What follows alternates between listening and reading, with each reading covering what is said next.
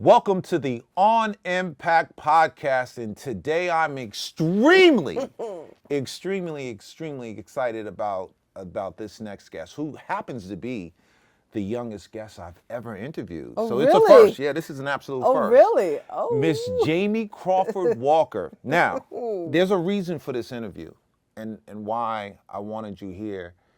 Before I get into all accolades, like I normally don't have a read off of this, but I was like, damn, you've done a lot, right? Like, I don't want to miss the moments. But what we're doing is really looking at the next generation, and like your story. Obviously we have a history in work, and watching you grow, and what we're actually doing now with my conference and messaging, and also reaching back to the youth. I thought you were the perfect person that can really speak to a demographic, right? From someone who's come from a place and still on a trajectory and climbing and growing. So this is a really hot, special one for me. And first of all, anytime you call, I gotta show up. That's the rule. Don't say that. Don't say That's that. the Don't say rule. that. That's the rule. All right. Let's get it. rule. Let's get into it though. Jamie Crawford-Walker is a creative director, content creator, and digital marketing expert. But none the least, at this stage, all of the artists, because people like to highlight stuff, right? Yep. At your age, at 30 years old, having worked with Alicia Keys, Her, Pink, A$AP Ferg, Gunna, Quavo, Buju, Cardi B, to name a few. Also, you are the you're the CEO and founder of CameraSeat, and you're also working with DJ Khaled, right? Yep. Welcome, Jamie. Thank you. How are you? Thank you. I'm great. I'm happy to be here. No. Listen, I'm happy to have you. What's most exciting, though, before we get into all of that, right? All of the industry, business, all the people, the stories, because I'm sure you have a ton of them. I thought what was quite impressive, and as we take this journey with you and learning a little more about you, for someone to be so young that has accomplished so much, like I feel almost like a failure, knowing at 30 years old, at 30 years, so crazy. 30, but hold on, 30 years old, to have done as much as you have, so that only shows how much more you have to do. And these things aren't by chance, right? Like there's always a story on how people find success, develop and grow in success. And I think what's really important, you being the child of an icon, right? And shout out to Jesse Collins. But you also carved your own identity. It wasn't like, my dad is, right? And I'm going to do that. I'm going to ride that. It's like, it's you and your father, but obviously you guys are one, but you've like said, I'm going to be my own. Yeah. No, it was very important for me. Talk about that. It was always very important. Obviously, so I grew up in Germany. My dad lives in LA, so which is every summer come visit, be around all this, basically be around everyone, or most of the people I work with now, most of them know me since I was 10, 11, 12 years old, because he would bring me around BT Awards, he would bring me around the studio, like he would bring me to label meetings, like he would always have me in the mix. But for me, it was always important, and for him, it was always important that I figure out my own stuff. So, long story short, I moved over here, went to college here, and then it was like, okay, I did my internships, I did my things. So hold on. What college? Boston University. You're a real smart one, right? I mean, you know. No, yeah. Well, I moved. I was in Germany, and I was like, okay. What was that like before we get to the? Yeah, I mean, I love growing up there. I had the best time. My mom's still over there. That to me is home. But I was always like, okay, I want to work in entertainment. Did you fit? Like, so, yeah. Okay. Yeah. So you speak German? Most people will say I'm more German than anything else. And you speak German? Fluently, better than English. Like, German's my first language, for sure.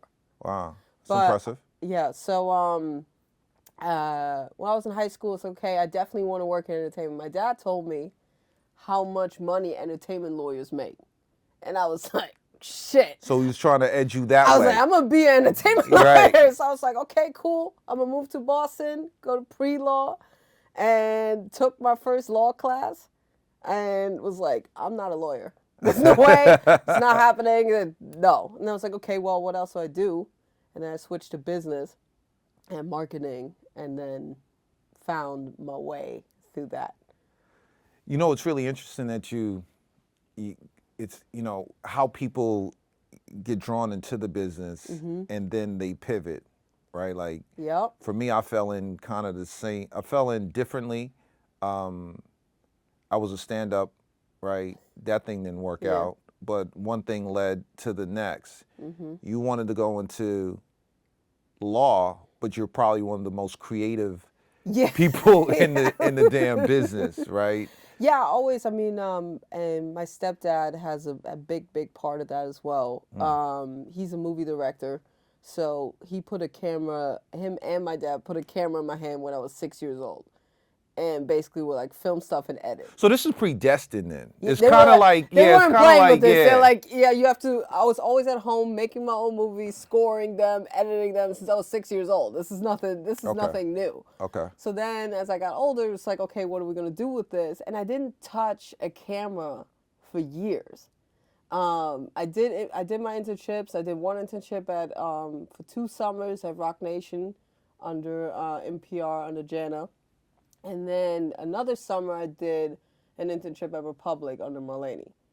And when I was at Republic, I got to play around with the digital marketing department. How old were you then? Was I? Teenager? No, like 19. 19? 19. Yeah. This was like my sophomore, junior year of college, something like that. Okay. And I was just kind of, you're an intern, so you're just doing whatever. You know, it's really interesting that you talk about that, right? And looking how you've established yourself and being the child, you're a dad girl. I read in the Forbes article, right? We're gonna have to talk about that. And that's to my point, most kids in the industry who come to the industry or somebody asks, can you get my kid an intern? They suck, right? And like, it's horrible. Most industry kids whose parents are like the one, yo, get my kid an internship, but they suck, right? And Let me tell you something, Jesse don't play that. Yo, Jesse don't play that. Jesse don't play that. That was very clear from the jump. And it's funny because that's the feedback I got during my internships. Every internship I walked into, they kind of expected me to suck. You know, they were just kind of like, oh, God, here's another one that we just kind of have to hire because of Jesse, and it's probably just not going to do anything. Worst. And I was like, no, I was the first one in the office and leaving at midnight. They had to send me home, but every day because I actually loved it. So I'm like, y'all not about to put me in this category. I could have easily just said, hey, I'm going to work for my dad and it's going to be fine. But that was, to me, never an option. I was like, I got to figure out my own stuff. And then eventually, if we come together, which is actually what's happening now, like, we're very much like give advice to each other. Now it's more of like a colleague type of thing rather than just like he's my boss and da-da-da-da-da. So it's beautiful. But in order to do that, I had to carve out completely my own lane. And he was obviously always in production and TV, and I was like, nah, I like the label shit. Yeah. I like the label stuff. Yeah. The artist stuff is what I'm passionate about. So the first label job, right? You. Yes, ma'am. Yes, What's ma'am. with you? So it was interesting, and it's just, full circle for me, and even thinking about like the first day that you walked in all of what you're speaking to, like you had a different demeanor. And I think it's important for the next generation, like when people, there's a lot of nuggets in this, right? Is how do you approach it coming from a position of strength, meaning if somebody gives you that opportunity, what you do with it, and how do you come at it if you're somebody who wrangles in yourself, right? Like you find the way. Either way, there's no guarantee, right? Let's talk about how I got to Epic. I don't know if you know the story. My dad had nothing to do with this one. I cold emailed Franz. Are you serious? I just found Franz's email on somewhere. Shout out on to LinkedIn. Franz. The biggest. And Are you serious? And Franz is just a blessing and the best human being ever, and actually answers emails from random college So you know what's so students. crazy? Out of all of the people who were there, like all of the big, I thought you came that way. I found Franz's email, and Wow. Franz was like, and passed it along to Latrice Right. and Scott Carter, and was like, hey, you might want to interview her. I don't know. I was in college. I went to business school, so all my friends had jobs because they all accounting, finance, all this other stuff. They get hired a year before with $100,000 entry salaries, all types of shit. And I was like, a week before graduation, I had nothing. Yo, dude, it's so funny, it's so crazy. And pick back up at that point, but I think it goes once again, because we got to think about the struggle, right? We got to think about the grind. We got to think about, how you persistent, not leaning on what you could lean on, right? Looking for opportunities in probably one of the most closed shop businesses in the world, and not using the resources. So, I taught a couple semesters ago at North Carolina Central University, and people would die for the opportunity that most of us have had getting in the business, but they don't understand what the opportunity is and how it presents itself. Right. And everyone thinks like there's a way to get it done when it's just as random as you sending an email. It's a random email. And like I said, I had nothing. I got the call for the interview. I was supposed to just move to LA, and I was like, well, we'll just move in with my dad and figure it out, get a job somewhere. And at my graduation dinner, literally I got the call like, hi, you got an interview at Epic on Monday. So it's like, oh, I'm not moving to LA, I'm moving to New York tomorrow. It gives like, hi, I'm going to crash on my uncle's couch who's living in Bay Ridge. It's like, cool, we'll move there. So you hustled? Yeah. Yeah, it's like, yeah, the Epic, when you met me, those 3 months, I slept on my uncle's couch in Bay Ridge. Wow. Yeah, like, it was like, that was what we were doing. So I moved to New York the next day, got the interview on Monday, and then I started a week later. Okay. And then I met all of you guys. And you guys were scary. Benny was the scariest person ever. It's like you don't really want to talk to them. You don't know what's going on. And then Latrice, Scott Carter was amazing, and Latrice really put me under her wing. And this is like 2 weeks in, and she's like, hey, you have to make assets for this new Khaled record. I got the keys. Hey, you're gonna be the only one that has a music video on their laptop. Good luck. I was like, oh my God, I'm dying. I was like, how's this my first So you know what's record? so crazy though, right? People don't understand, and what you made a very salient point.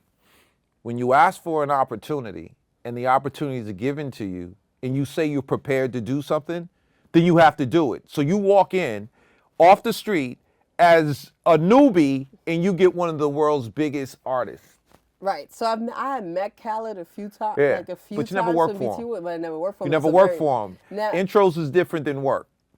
Absolutely. That's all. Jesse's daughter versus I got the keys. What's up? Right. It's a different scenario. What was funny, it was just a little side note of how the universe works. Khaled had popped off on Snapchat 8 months before then, and it wasn't public yet that he was signed to Epic. So I didn't know this going through the interview process or anything, right? I still have the tweet up where I was in a bunk bed in Scotland on studying abroad, and I discovered Khaled on Snapchat, and I was like, man, this guy is hilarious. So I tweeted, it's my goal in life is to work for Khaled.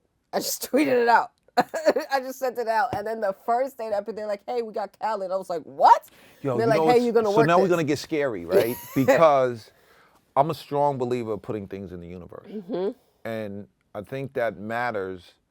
What people don't understand, like we see all of these folks on their regiments, their disciplines, how they become successful. I think it's really important that you claim and you see what it is you want. That you just said that is so profound because that's the same thing that I do. Like I claim it. I said on the Breakfast Club, I want a mobile home park. Random.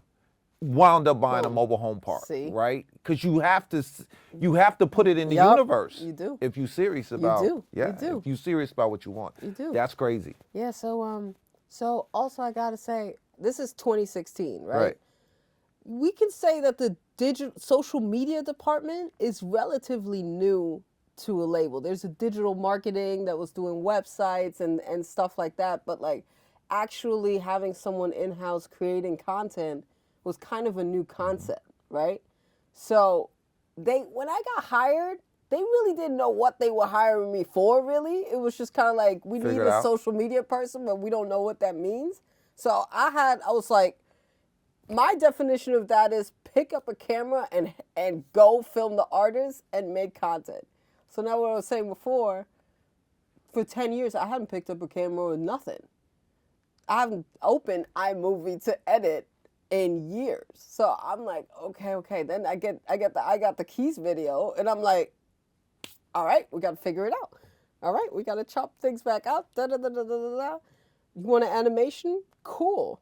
I don't think I've ever revealed this. So like the animations that are now like common courtesy, all new at this time. All new at this time. So no one was teaching me obviously how to use After Effects or anything.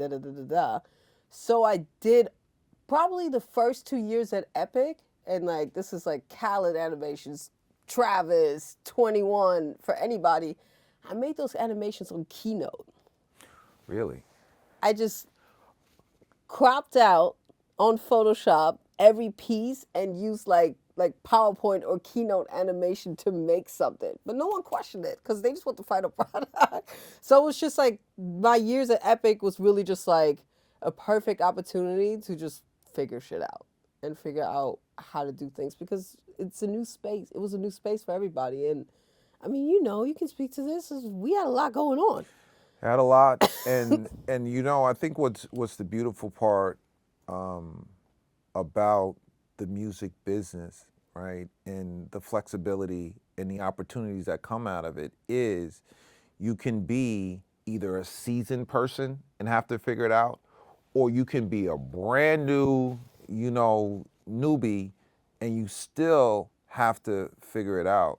The people who push through and become extremely successful, and success is relative, are folks who really lean into their gifts, right? And there's no looking back. And that's what, if I'm hearing from you properly, a lot of your steps were ordered and there was no looking back. Yeah. Right? So once given the opportunity, right, with preparations, like this truly does now become the opportunity. Yeah, 100%. 100%. Yeah, no, it was a wild ride. And then it was like, okay, let me buy a camera. Everybody wanted, but a lot of the artists then, everybody wanted you though. Because again, this is a time where no one has a videographer on staff. This isn't a thing. And also a time now where labels are actually okay with me not being in the office. And I'm like, hey, whoever has a press run in New York, whoever has a radio, whatever they got to do, I'll roll with them. So I was able to build amazing relationships with all the artists because I was in the trenches with them pretty much. The same way, I feel like in promo, you get to build a closer relationship because it's not like you see them on the road. You're hanging out, you're getting lunch together. Like it's a different type of bond than just like, oh, they're coming in for a marketing meeting. So it's a trust thing. It's a trust thing. Okay. It's 100% a trust thing. 100%. So you have stuff that nobody else has ever seen about a lot of people. Yeah. But it's like... People trust it though. Yeah. Like you don't even talk about it. No. But also like it's... But it's innate because you would have to... what's interesting, because you are one of your different generation, right? You're a different age group. And a lot of where you're... If you were just looking at you from a different perspective, your age group, right, is about putting everything out, not holding secrets, right? So the discipline... Yeah, I'm not with that. I'm not with that. This is where, like, I come from, like, your school of just, like, no, we're not... When I did my content shoot with artists, it would be, like, fun stuff, right? So if we're like, okay, we're just trying to get their socials up, I would take artists. I took so many artists on hikes to Universal Studios, like anything just to make them comfortable, to show like what now everyone else is doing with TikTok and their own phone. They were, they were kind of using me for it to like bring that out of them and just have organic content to put out there. So when you're working with, so how do you approach it if you have a DJ Khaled or Alicia Keys or a Cardi B? Is it like a big whiteboard that you think when you're strategizing? Is it more feel? Is it more gut? Like, how do you approach each artist and the expectations that you want to deliver to the marketplace? For me, it's always gut. I mean, it depends on so it honestly right now it depends on the client's preferences, right? Me and Khaled have a system. Me and Khaled, we're in album mode, which means there's a routine. There's a cappuccino at 10 a.m. Then we got to meditate. Then we got to talk about it. Then we think it. And because we do it every day, like during the God Did process, we did that like every day for like 6 months because you heard about God Did. You heard everyone say God did, God did, God did 6 months before the album came out. Because it was just an organic everyday, okay, what are we going to do? And then we come up with something to do and put it out. Then there's other artists that are a little bit more strategic. It's like, okay, because they don't want to put as much out, right? So they're like, it's more, okay, on this day we'll do this, on this day we'll do that. So I still make my last minute tweaks based on feedback and gut feeling, but I really try to lean in of what the artist's personality is and how they like things. So as a marketing expert, I would imagine you've seen a lot since walking in the business to now having your own business on how the market responds and reacts, right? Like how fast it does and doesn't. In creating plans, what becomes the best resource on making sure that you can actually be on point to how the market is moving? I think it's just like, you just got to be in it. You got to fully just lock in and really put yourself in even like the people that on the CameraSeat team, I'm always like, okay, if I'm signing you an artist, that artist got to be your best friend. You got to care about this album. As long as you care, you're going to automatically scroll at night and look through the comments and see the feedback. It's not going to require me telling you, like, look at this, put this report together and see what happens. You're going to know. And there's a lot of times where we spend so much money on the most amazing trailer that's just all over the place that gets like 300,000-400,000 views, and a random iPhone video does like 5 million. Yo, social media is so crazy right now. Yeah. Building a brand is very tricky. Yeah. It's extremely complicated. Yeah. You have any recommendations, like for if I'm a newbie, right? Newbie artist or shoot executive, right? Anybody trying to get hot right now.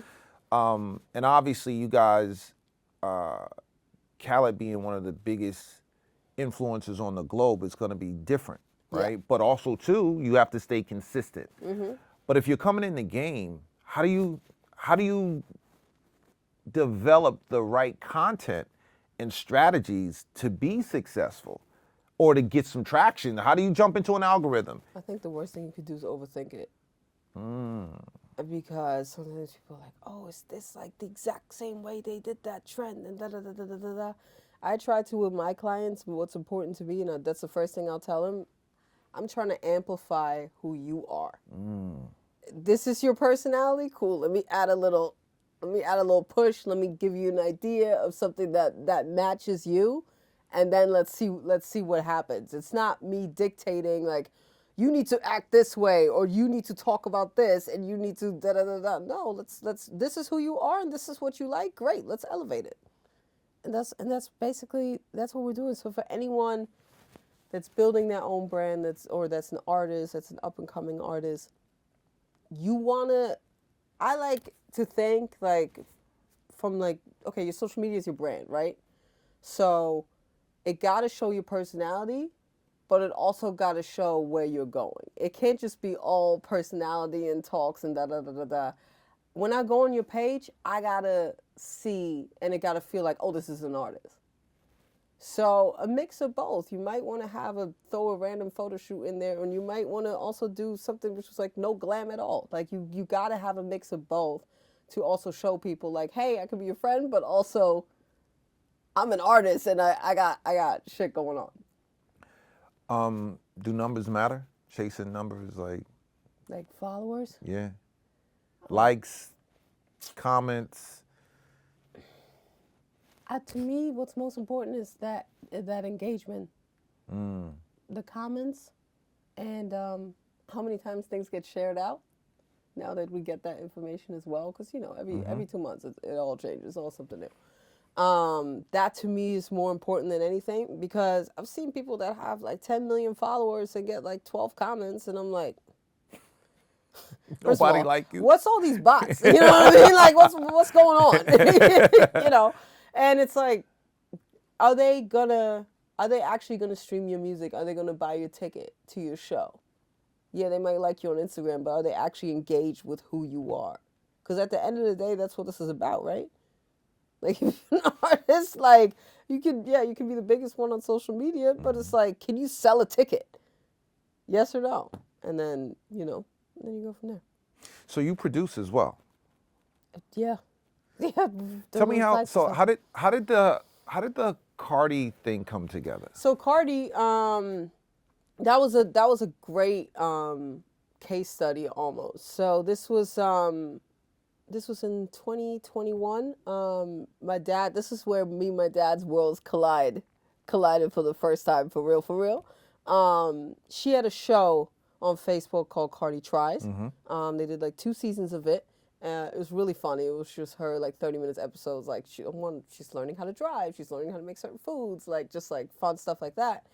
And I came in as a social media producer, which was also new in that world. So while the production team was working on getting the show together, my responsibility was to get everything that could be used for social media promo.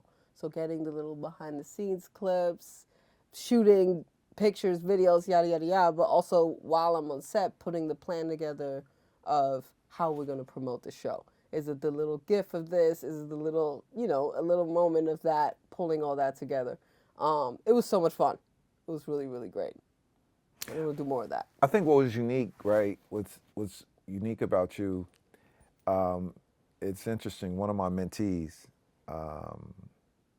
Renelle Granderson. So it was interesting. She was the first person to truly direct me in social media. And a lot of what you're saying is important because, it's generational, right? Like, if people who grew up with it see it differently than people who run from it. Like I ran from it damn near my whole career, and then found out like, okay, as you're promoting your brand, selling yourself, selling products, you can't be behind, you cannot not be visible with the footprint. And it was interesting when she came in. She's a little petite woman with just such a big presence, which kind of it's crazy when she came on board, and she was just very stern and specific about my brand and giving me direction of what needed to happen. And I remember her first day on the job, I told her, because most social media people and people like myself, you're not really doing your own stuff, right? In the beginning. And I said, yo, listen, just what you need to do is follow everybody who I follow. Just go on and follow all the people I follow. And she went on and she followed you amongst other people. And then some random opportunity came up and you wind up hiring her, which once again, this is all the universe. Small like world. In a remote island, right? She couldn't get out, couldn't figure it out. Someone she was just with us at the golf tournament. Isn't that crazy? Last week. Isn't that crazy? Yeah. But I think once again for kids, entrepreneurs, people who are trying to figure out their lives, there's hope if you really commit, right?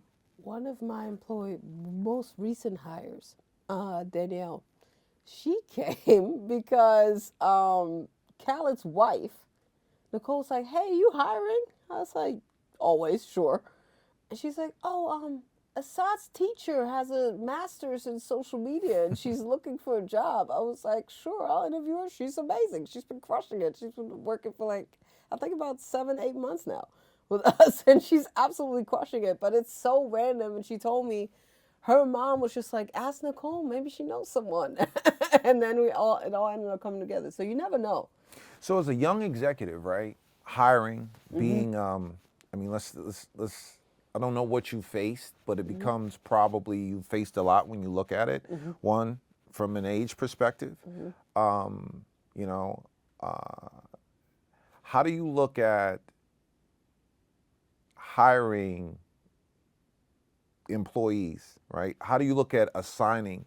And the reason why I ask that is like from a perspective of like coming up in the business, and as well as executives are younger, are you looking like, if you know, and everybody has different profiles, like older people may look for younger people but may not hire older people, right? So in your seat and being exposed to a lot, do you hire up? Do you hire down? What is your process in looking for bringing people into your organization, as well as finding contractors who can support as well?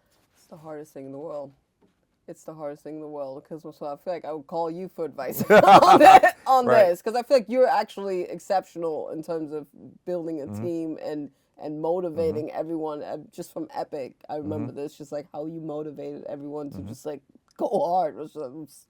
We gotta have a whole other chat about that, because Right. I'm still trying to figure that out, to Right. be honest. But when it comes to the hiring process, doing the job and being able to do edits, there's a lot of people for that. For me, it's just pure energy, right? If I send you out, and we have between like, it varies, like between 10 and 12 clients, right?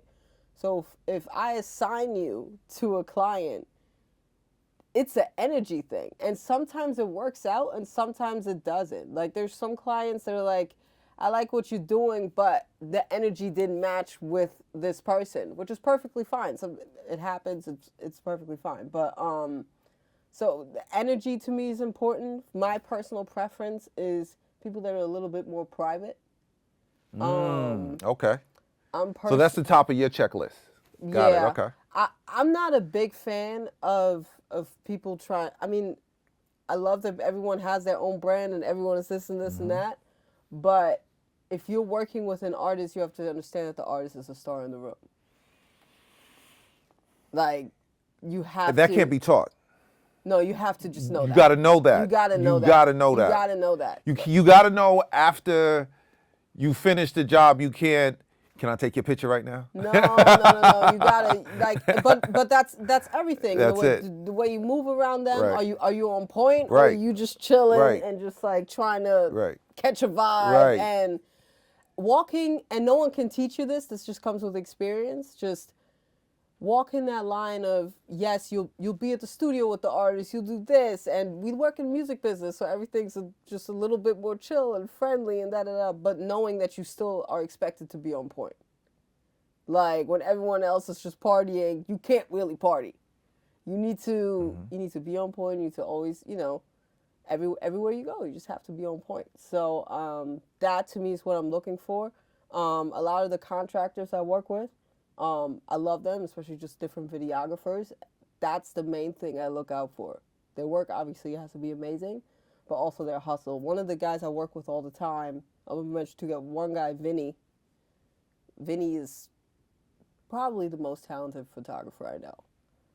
Vinny, 7 days a week, is just shooting clubs and strip clubs, trying to pay his bills. So I'm like, Vinny, you are so talented. I need you. So I've been pulling him. This is the first time he left the country. So I pulled him to help me with a Buju shoot. First time he went to New York. First time he went to Miami. I just pull him out of his places because he's quiet and he gets it done. And he'll get better pictures than anybody else. I know that for a fact. Another guy, Randy, I just met him a few months ago. I just saw his Instagram and I liked his work. And then I worked with him one time and I really loved his energy because he was shooting my birthday. No one knew I had a videographer there. no one peeped him because he was so in the cup. But the recap that came out of that was absolutely amazing. So to me, my assumption is that artists will prefer that because there's a lot of people that come around that just want to hang out. So from your perspective, what is the most viable platform right now? TikTok. TikTok. TikTok. Why? By far. Because it just it dictates everything. It just, and also you have more of an opportunity on TikTok to go viral. I hate that word. I hate the word go. Everyone's like, oh, let's go viral. It's just like, but it's just like, to me, I'll word it like this. If you're an artist, you got to have the audience will find you. To me, TikTok is the best place for people to find you and find your niche. It's funny that you say that because I guess it depends on who you speak to, because everyone has different opinions, and that's this whole social thing, right? Like I done been beat a million times. Like that's the new hustle, right? Like the social media folks who do what they can't do, they got a good page or good skin, or they can't even sell themselves, but they do you, but you know what I mean? Like all of that. And a lot of folks who are coming into the social space, they don't know how to navigate. So it's definitely a ripe audience to get beat. Right? It's right. And especially when you want success so bad and it hasn't been working for you on your own.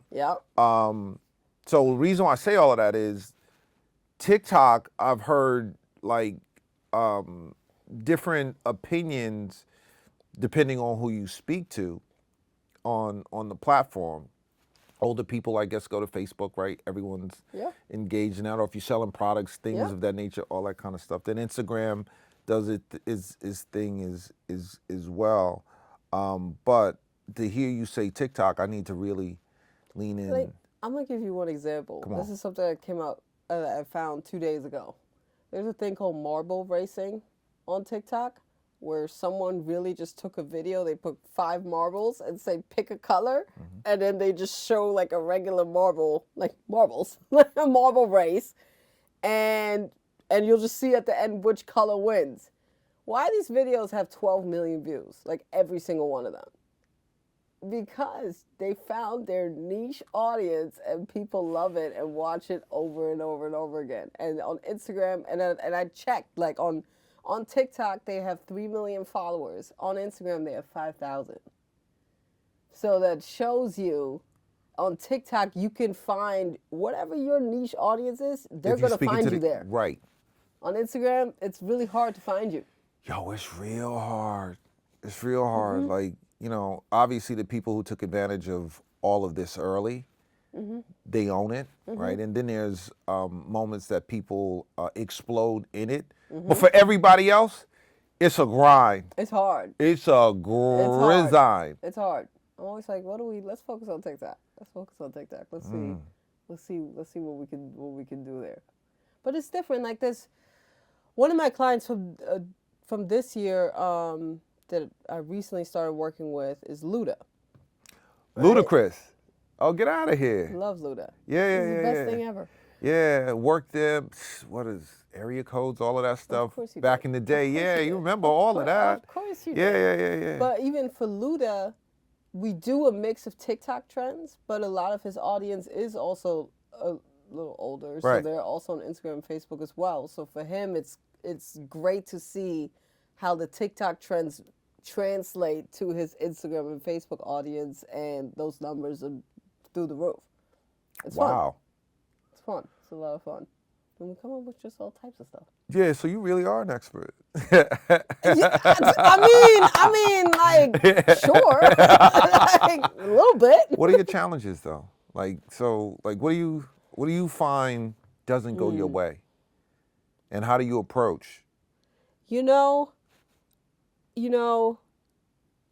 Especially when it comes to music, I hate, this sounds so arrogant, but while we were at Epic, every single record since I started there that we worked, I just walked into the most legendary time at Epic, went number 1. every single one. Like there's Shout not out to Epic in the number one. Yeah, there was not one break for like a That's year right. and a half of just every single thing was like, oh, it's like a Hot 100 number one was like, oh yeah, of course. That was like a given. It's like there becomes an expectation with success, and people give you the Jesus God complex. Like just because it still kills me when we're working on a record and it doesn't go number one, it still kills my soul, and I still need to find a way to check myself on that and keep grinding. And especially now, it's hard because I feel like people drop the next day all over the blocks as the projections and people moved on. There's no more of let's hustle, let's figure out how to get to number one. So that to me is tough to try to find the motivation in that when it already you look online, you feel like all stacks, everything's up against you. So success becomes your biggest challenge. Yeah. Wow. Yeah. Yeah. Or just like, just being okay with like sometimes doing your best. Sometimes things don't work out the way Sometimes things just don't work out. It just is what it is. But it's about, you know what? And that's a great point you make. Is giving your best all the time. And what I learned a lot in dealing with superstar artists just as you do is you just have to be able to tell them you did your best. Yeah, right? That's a tough conversation. That comes with growth and management. But the real ones will tell you that before you even have to say it. I can't tell you how many times Khaled told me that. I can't tell you. He's like, yeah, Jamie, you did. You did everything you were going to do. You did it. That's maturity. Fine. That's maturity. That's maturity. That's rare. Right. That's very, very rare. And that's also being very self-informed, right? And a lot what you learn in dealing with superstars or, highly motivated people is they have a sense of the value of what they want and what will come out of actually pushing it into the marketplace. Like there's been many times with different artists, they're like, we gotta be number one, but they weren't really serious because they dropped the record right after, right? Like how can I, it doesn't kind of work that way. So that's a strategy. Real. That's real. Right? But I think what does become really important in the growth process, right? Like people don't make the money for the yes. You make money being able to tell people no. You don't, you don't just make the money because you can say we're number one. You got to be able. You make the money by being able to tell them, we may not debut, or we might, it's definitely not going to do what we thought it was going to do, and that's where the respect aspect comes in. But it's a tough one though. Let's talk about this because Let's go. It's tough because I feel like I was raised in family and music, in music business, I have like 1,000 uncles who all uncles, aunties, they all raised me in music business. And no is never an answer, right? That's the one thing. That's the everyone's taught. It is and it's not, right? The greatness definitely comes out of the no in business, right? If we're gonna stay in the business aspect, a lot of the most amazing campaigns came out of what people said couldn't happen or this can't be done, right? And then you find a way, right, to motivate, push, and get those creatives and those highly talented individuals to realize we can't go back, right? Like the door shuts behind you, you gotta make this happen at the level that we're saying it's gonna happen. And everybody believes. And then that's where greatness is created. Right. So it's like we're in a different time. Yeah. Social media is different. Well, social experience is different. The market is different. A lot of access to everybody can be or have an opportunity to be whatever they want to be, which there were far more filters as well as gatekeepers on evaluating talent. Yeah. Right? Yeah. Because if you want to be a singer, you can be that and you can take your music to the store, right? There was a time in the business and you've been exposed to it. When you was whack, you could never go into a brick and mortar and have your, an independent retailer put your music in. Now that's not gonna happen because you're taking up space and you whack, right? But No, you that's you true. could be whack and put your stuff up on Amazon, on Apple or Spotify or any of Do those people things. still do showcases in the office to really make a decision if an artist gets signed? Is that still a thing? I don't think so. I don't think that's a thing. Nah. And yo, to speak to that, Should we explain that yeah. for a second? It's kind of like, think about it, right? What was the in-office performance? What was that really about? That was to see if one, in an impromptu environment, you can sell, right? So the performance in the office is the equivalent of somebody telling you, give me your 60-second elevator pitch, Yep. right? You got to sell whatever you believe in this Yeah. moment. Yeah. You can't, can I call you back? Yeah. Yo, can we figure Yeah. out? No. Yeah. So if you're a rapper or a singer or however you come into, you can't waste my time. Like if you here and you the star you say you are, yo, somebody play the track, let's Yeah. go. And you got to perform. So here's my question for you. Uh-huh. Because you were the executive. Uh-huh. I was the coordinator. So Yep. I'm like, y'all made me feel like my opinion mattered. So that was Absolutely. that was beautiful. But did you ever like change your mind on an artist after you saw the staff's energy and response, or did you kind of have your mind make up walking into the showcase already? So, I'm a funny kind of person, right? Yeah. Because I don't really hear music, Mm-hmm. right? In the perspective of a true creative or A&R, one Mm-hmm. of those kind of technical aspects. I just hear hits, Right. Right. And that sounds crazy, but I'm the guy, because I know my lane. Yeah. Like, I'm not the guy that you send the video treatment to in advance and go, look at this. It's like, I don't know what that is. That's mean the Chinese, final right? product. I'm not in the studio, Right. like, yo, with the tweaking. I'm Right, like, that's right. not it. But once you get it done, bro, I got to give you what, that's not going to work, right? right. That's whack, right? Right. Just because I'm in tune with what the audience is the people are gonna respond to, and that's how my ears work. So now, people who perform in those moments, you can see, well, okay, if you add a little more sugar, put a little more salt, the ingredients are there and they got it, right? And it depends on where you are in the commitment level. There are people who walk in that are truly stars. You can care less, right? Which we've had a couple that walked in and never performed. And it's like, because you just had it. You had that magic that when you walked in the room lit up, right? As a new artist. Yeah, you know who I still remember who showcase still blew me away? Who? I don't know if you were there for this one. Morgan Saint. You remember Morgan Saint?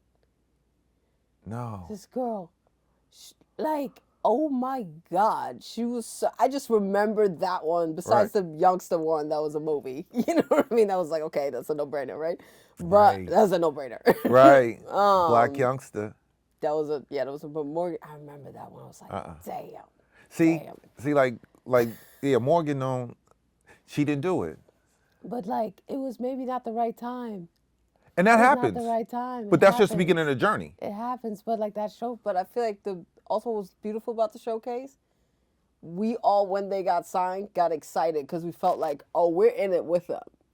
We're along the journey. We've seen you on we were there the day you got signed. Okay, I'm gonna go hard for you because we're in this together. So I feel like that was also the beautiful benefit that came out of these. What's your opinion, big company? Because you're an independent, right? And both in your professional capacity and also your personal business capacity, but you've worked at large label. Which do you prefer? I mean, I like being my own boss right now. I really, it works well for me.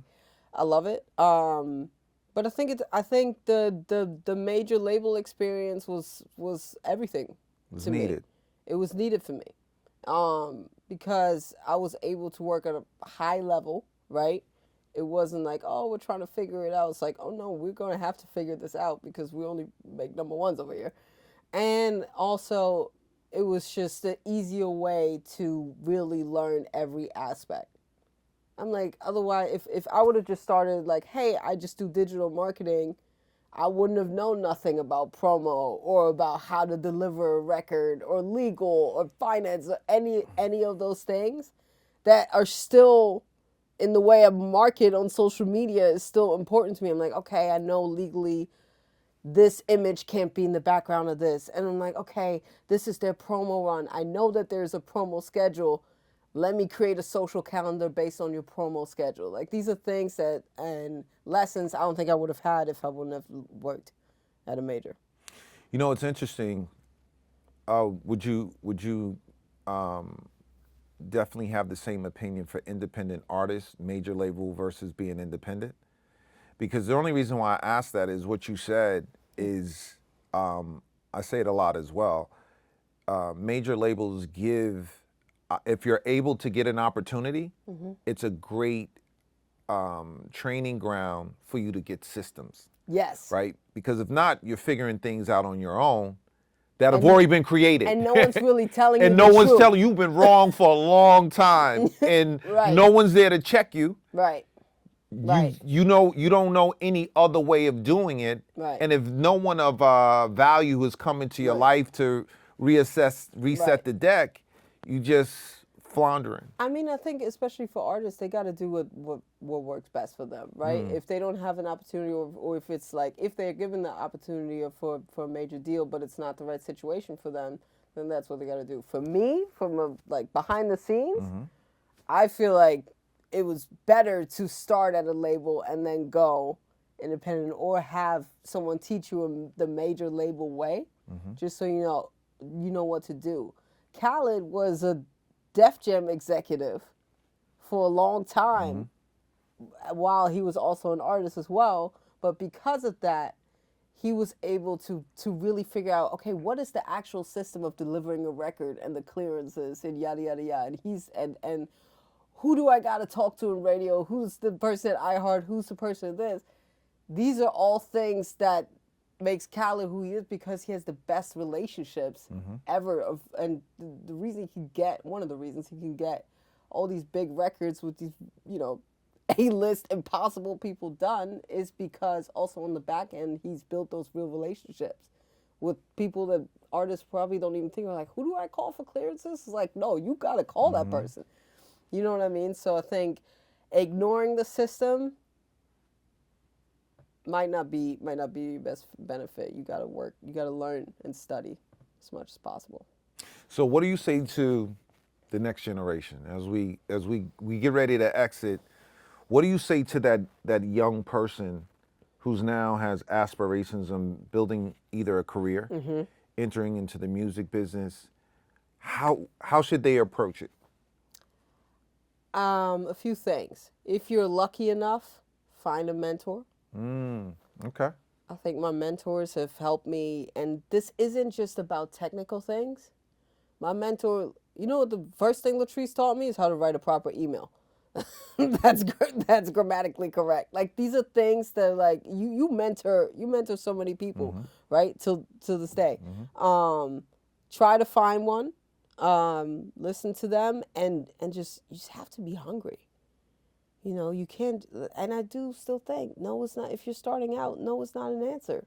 You gotta do everything in your power to figure it out, and don't. And in every room, you have to appear hungry and like you and humble. Just like, I'm happy to be here. I'm happy to work. When you get to a room, you're not just going to sit back and chill and just let other people do what you do. Someone's always watching what you're doing. Even when you think no one's watching, someone's always watching. So you got to just be on point. That's it. Wow. What an amazing episode. Give me some high fives. Not only that, before we get up out of here, you came in here real shiny today. Yeah, they got a beautiful, that brooch is crazy. It's for that money. Bag is right. You showed up for the people. We ain't even going to get to that frosty wrist. But once again, guys, thank you so much for being here for this special episode of On Impact with Jamie Crawford-Walker. See you next time. And once again, don't ever forget, you are the best person that's invested in yourself.